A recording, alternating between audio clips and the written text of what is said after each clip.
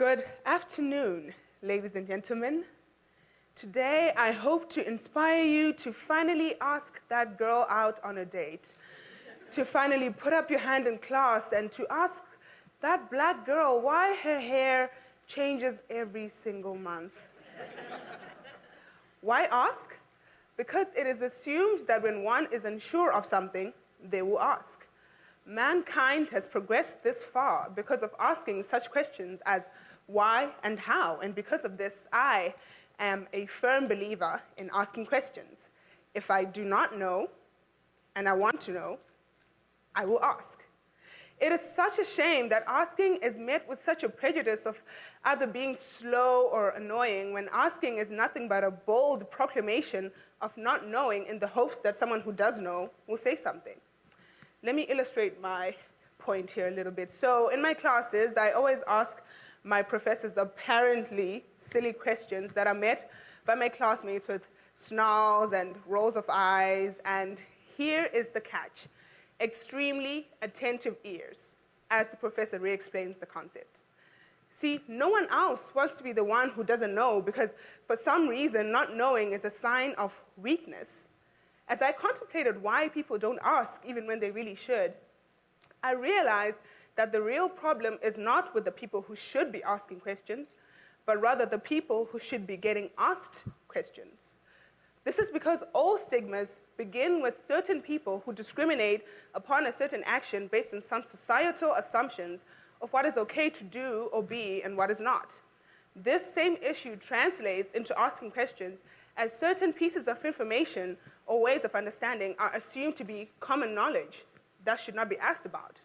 But who sets this bar of common knowledge, and is it not subject to context? See, I myself, as an African in a Western country, which is a completely different context, have been asked my fair share of ignorant questions. For example, I've been asked if I have a pet lion, if I know Simba the lion from The Lion King, or if I could translate the beginning of the well-acclaimed song, He Lives in You, because, you know, I speak African. Exactly the reaction I was expecting. See, the questions I just addressed, y'all met them with variations of snarls and rolls of eyes, and I am 95% sure at least half this audience is waiting for me to answer those questions.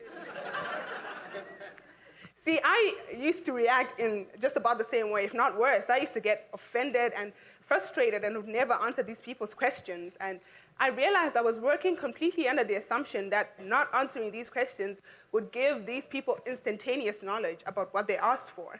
Here's a big hint: it won't. Apart from the fact that these poor African movie fanatics will never know the answer to their questions, they will never want to ask anyone else again, because I have infinitely labeled their question as stupid, thus leaving the world with someone else who doesn't know whether or not I have a pet lion, which I unfortunately do not. So now I have decided to adopt a new attitude. I now accept any and all questions, because in the same way that I always put up my hand in class, the only reason someone is asking me is because they want to know. Who am I to deprive someone of information that I freely have?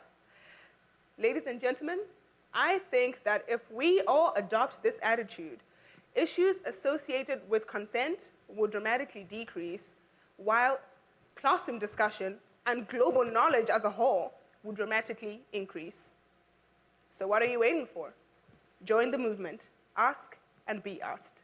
Thank you.